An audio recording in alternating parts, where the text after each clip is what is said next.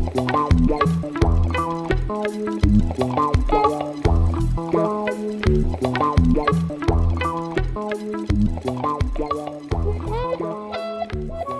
complex system digital campus is a unit UNESCO, but first the main objective is to share all what is necessary for studying complex systems.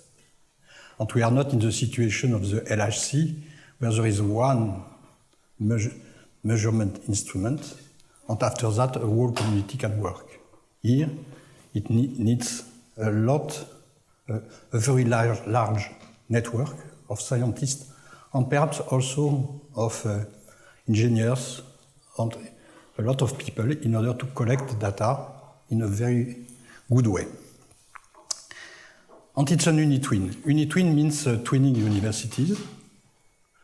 And when there is a new disciplines, UNESCO like that this new discipline is launched by a network of universities, and generally it's between 1 and 5.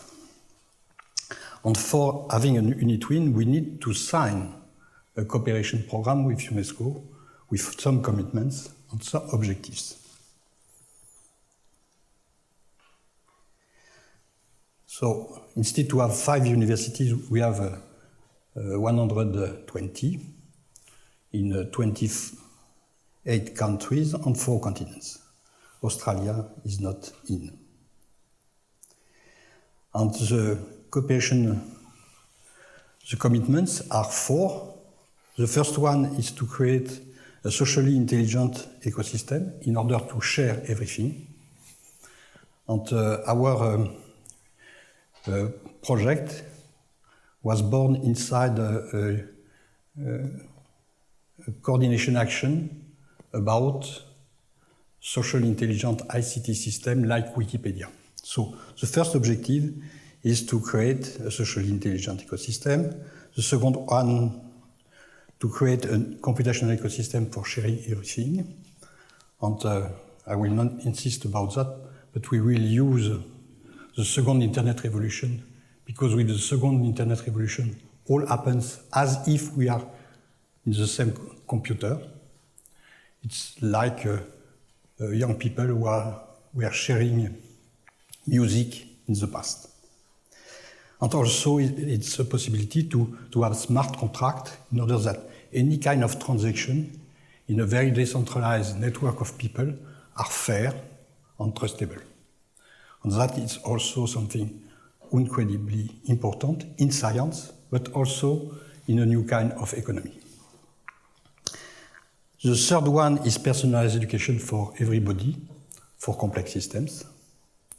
And the last one is the living roadmap. That is strong commitment. We have to do that, and we need certainly the help of some of you for that. And for being successful in this 4 commitments, we have 4 CSDC flagship. The flagship is our big project. SILE, Socially Intelligent Road Mapping Ecosystem. POEM, Personalized Open Education for Masses. Rhapsody, Reconstruction and Prediction of Overall Dynamics. A TIMES, which is more linked to the more general objective of the cooperation program, that is around the 17 United Nations goals for 2030, and TIMES is territorial intelligence for multi-level equity and sustainability. How we can have smart households, smart farm, smart cities, smart countries. There is an excellent plan, excellent smart country in Rwanda, for example. So that is what are our commitments with UNESCO. Now, what is the main difficulties when we are studying complex systems is the kind of causality we have with them. So the causality is not only top-down but bottom-up. You have here the example at the bottom. How is working cognition, individual cognition, and social cognition. And you need to understand the bridge between the different levels of organization, level by level. And what we want is to have the causality, again, top-down and bottom-up. And another very big difficulty is that the interaction are not only, are perhaps at short distance, but they have an effect at long distance. And it's particularly clear in cognition. For the brain, for example, the synchronic neural assembly is a phenomenon at long distance. And we can, making some workshop like that is a kind of synchrony for us. So that is the main difficulty. Not reductionism, not holism, both.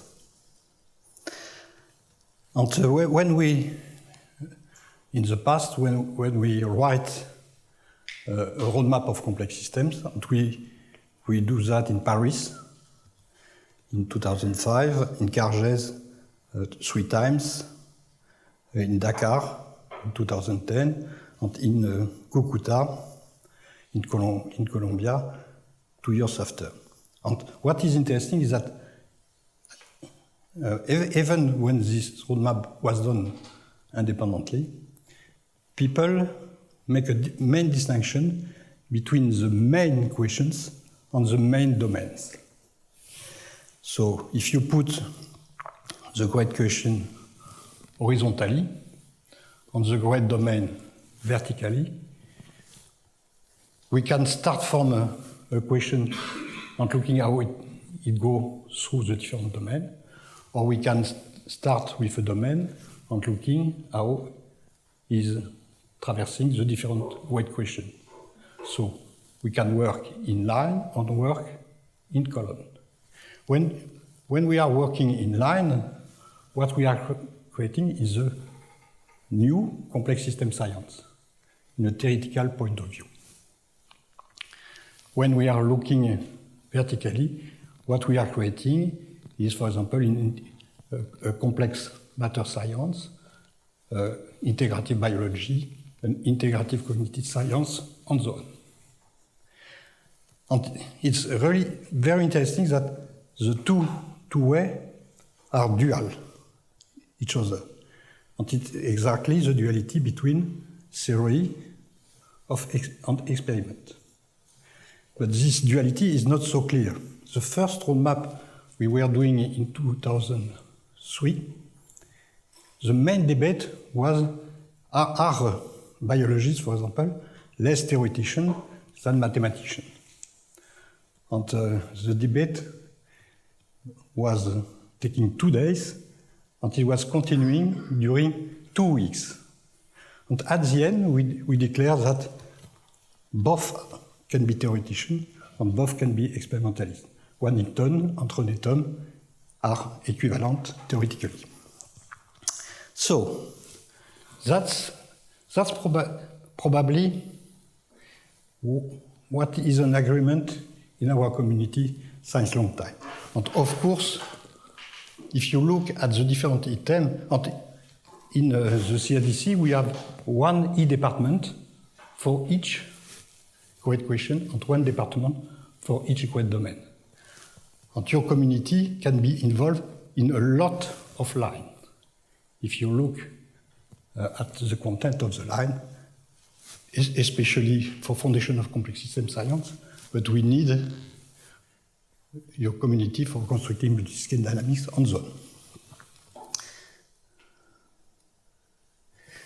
We need a new paradigm of prediction. Of course, it will be impossible to predict uncertainty, but to predict what can happen as postulated by Ilya Prigozhin. And if we accept this new paradigm, of course, we have probability, and thus we are inside the Polish space. And it's a very interesting category because two Polish spaces are isomorphic. It means that there is a bijection that makes the correspondence between their sigma algebra. And it's very interesting for mathematicians when you want to demonstrate something new about a Polish space. You can demonstrate your theorem in any particular case. And sigma algebra can be generated by a filtration of data. For example, we look at all the experiments in embryogenesis.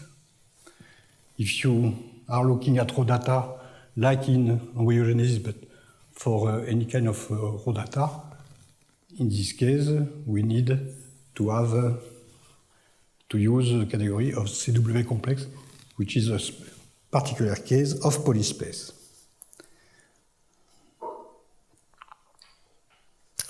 So, if we come back to the main question and we try to construct integrated model, it's always this kind of virtuous cycle. You are starting with open big data. We are using some knowledge map about the domain and about the existing models. It's now an open modeling game, which is like a Lego game. And after that, you can have different models. For example, there is 12 models of the global climate, and no one are the best. The mean of the 12 are better than each of them. And making a new model about climate is 8 years with 20 engineers. And we have also to change these kind of things, and it can also done by having a much better theoretical understanding of the phenomena. So, open contest in order to see what is the best one. It can be annual. And with this best model, you can have new open practice in the society, new kind of protocol and observation because you are using new knowledge, and you have new kind of data, and the virtuous cycle can continue. This cycle is what we want to implement. We have still not that, but we want to have that, we hope, next year.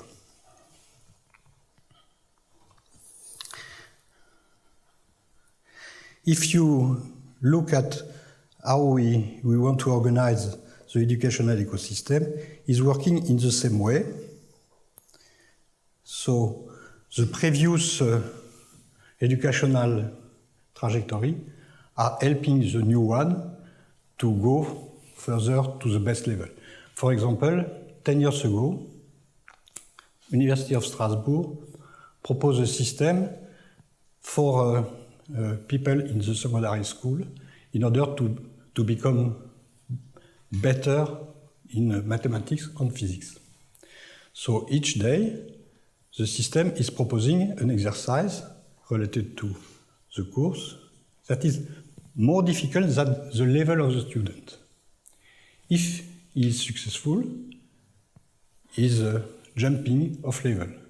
If not, the system is proposing another exercise, simpler, and the system guesses that if it will be successful also for the previous one. So we are jumping almost every time. So unfortunately, it's possible because there is 400,000 young people inside the system. So there is a lot of trajectory. And we want to do something similar. And the schema is similar to the previous one.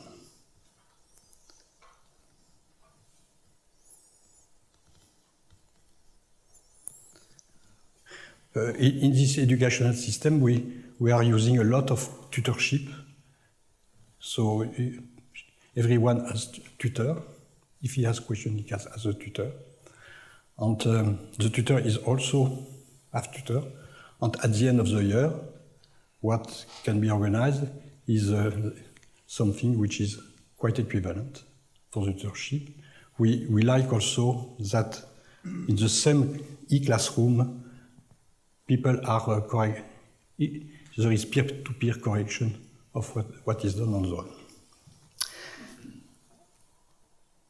And we are using for that a special e-classroom coming from Taiwan, really good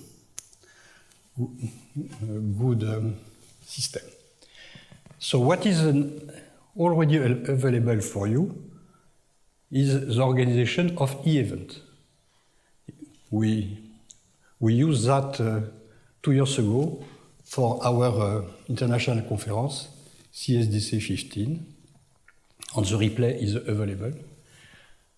There was 55 mini-events, so it's what we are calling an e-event is not an event where everyone is by his house. So it's possible to organize mini-events locally in order that it is as if we are in a real conference. And we have 55 mini-events, and the record of mini-event was in Brazil, and the Brazil have also the main participation in the 1,000 attendees. So the principle of a mini-event, you have a main event and local mini-events. It can be done for e-seminar, e-course, e-workshop, and e-conference. Any scientist can propose a talk, and any other can ask questions. There is no cost, no registration fees, and it's completely scalable. We can have much more than 1,000 attendees. So you can really use. Unfortunately, there is some constraint, some organizational constraint in some place. For example, in Polytechnic School last time, it was not possible to have the direct interaction, but it was possible to record everything. And that is justice for people all around the world. It's very important that people in Africa, in Asia, in Latin America can participate or can see what happens. I come back to my roadmap. I'm almost finished. And what I want is again to tell you that we need really your community. I explained that already for lines. You have this opportunity to organize any kind of event, especially e-course or e-school, for our objective to share what we know as deep knowledge. You can be involved in the e-department by creating an e-lab about the main topics of your community. You can then create some e-team traversing the different domains in order to play with the data. And I strongly believe that the kind of synergy between your new community and the CSDC is that we can bring a lot of excellent data organized in a multi-level way, and you can bring a deep way to extract from the data all what is necessary to go to good models. And that needs a lot of algebraic geometry and algebraic topology. It's not deep learning, a raw deep learning that will bring good scientific model about complex systems. With deep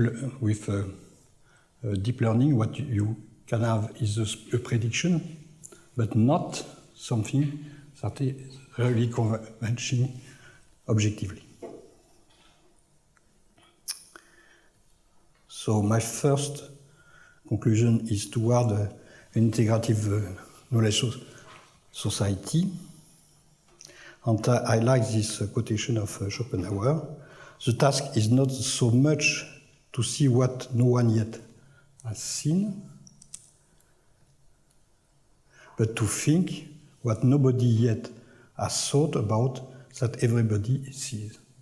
For example, we want to launch a program about the first year of the baby. And for that, to take movies about each day and looking each day at what are the progress. And to share the progress with other parents that want to understand how they can be efficient for a nice development of the baby. But we can take a lot of other examples, really a lot about, again, all what we have under the ACE. And my last slide is about our sentence, the last sentence of our charter.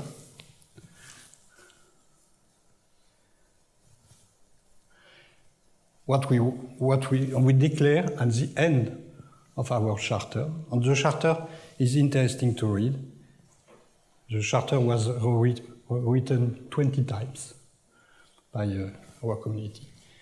What we want is changing the relation between science, engineering, politics, and ethics, and it's also something which is quite urgent in the coming world. That's all.